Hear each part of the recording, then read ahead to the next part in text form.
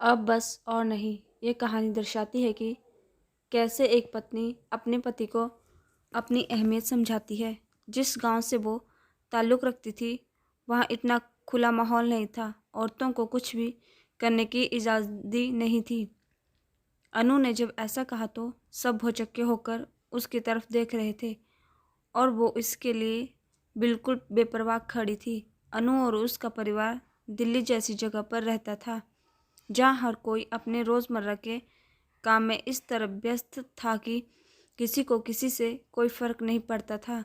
अनु जब गांव से शहर आकर बसी थी तो उसे वहाँ का कल्चर बहुत अजीब लगता था, जिसमें ढलने के लिए उसे बहुत टाइम लग गया। उसने औरतों को कभी इस तरीके से खुल्लम खुल्ला अपने विचारों को व्यक्त करते हुए नहीं देखा था, पर उसे ये सब अच्छा लगा। जिस गांव से वो ताल्लुक़ रखती थी, वहाँ इतना खुला माहौल नहीं था। औरतों को कुछ भी करने की आज़ादी नहीं थी। वो जॉब करना चाहती थी, लेकिन उसे नहीं करने दी गई। सुमित का जब ट्रांसफ़र दिल्ली हुआ तो अनु भी उसके साथ आ गई और पास के स्कूल में ही जॉब करने के लिए सुमित को भी मना लिया। सुमित अनु को बहुत प्यार करता था, लेकिन गांव का होने की वजह से कहीं न कहीं उसकी सोच खुली हुई नहीं थी। अनु खुश थी क्योंकि वो जब जॉब के लिए जाती तो कई अलग अलग लोगों से मिलती, बात करती और खुश रहती थी। अनु का एक बेटा था और वह दूसरे स्कूल में जाता था। अनु दोपहर को उसको अपने साथ लेती हुई घर आती थी और सारा काम करती। फिर शाम को सुमित भी ऑफिस से आ जाता। फिर तीनों मिलकर डिनर के बाद पास वाले पार्क में जाया करते थे। उन दोनों की सैर हो जाती और प्रथम वहाँ खेल लिया करता था। अनु सुमित को सारी बात बताया करती और सुमित उसे अपने ऑफिस के बारे में सारी बातें शेयर करता था। दोनों पति और पत्नी कम और दोस्त ज़्यादा हो गए थे।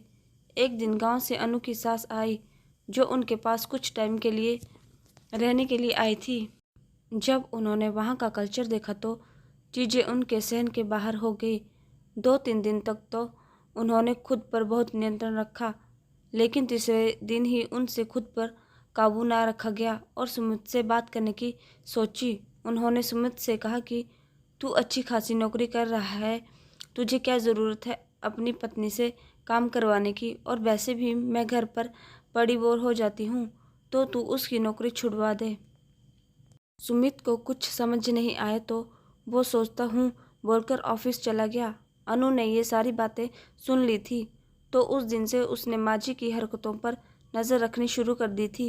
एक दिन उसको स्कूल में देरी हो रही थी तो उसने सुनीता को बोला कि प्रथम को स्कूल से लेकर घर छोड़ देना, वहाँ माजी होगी। सुनीता ने जब प्रथम को घर छोड़ा तो उसके 1 घंटे बाद जब अनु वापस आई तो उसने सुना माजी प्रथम को कह रही थी कि तू अपनी मम्मी को बोल वो अपनी जॉब छोड़ दे, तो तू जब आया करेगा तो तुझे मम्मी घर पर ही मिलेगी और खाना भी एकदम गर्म मिलेगा।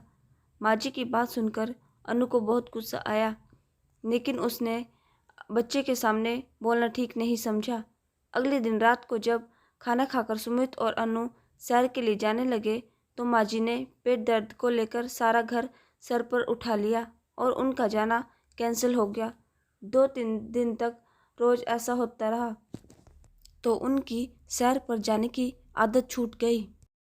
अब सुमित भी अनु से कटा कटा रहने लगा, क्योंकि माजी की सेवा करके जब वो कमरे में आती तो सुमित सो चुका होता और उनकी आपस में कोई बात नहीं हो पाती थी, न ही आपस में समय बिता पा रहे थे। प्रथम के बर्थडे वाले दिन केक काटने के बाद सुमित ने कहा कि चलो आज बाहर खाना खाने चलते हैं, तो माजी ने फिर से पेट दर्द का बहाना किया और बोली, तू लल्ला को घुमा ला, इसका जन्मदिन है, बहू मेरे साथ रुक जाएगी, हम खिचड़ी खा लेंगे। अनु मुड़ी और बोली, सुमित ऐसा करो, तुम माजी के पास रुक जाओ और माजी के साथ ही खाना खाओ, उन्हें अच्छा लगेगा।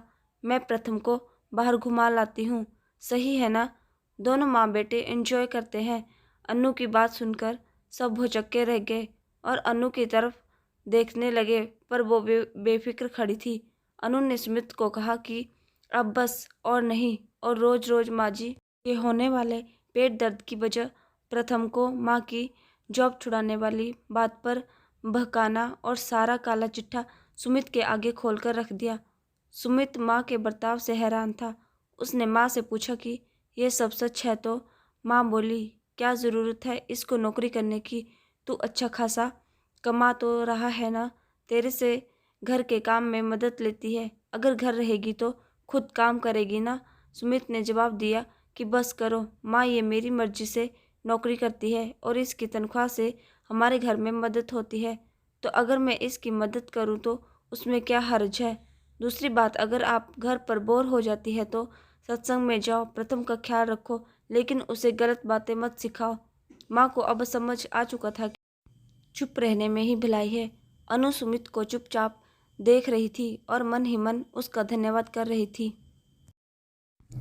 वीडियो अच्छी लगे तो वीडियो को लाइक करें और चैनल को सब्सक्राइब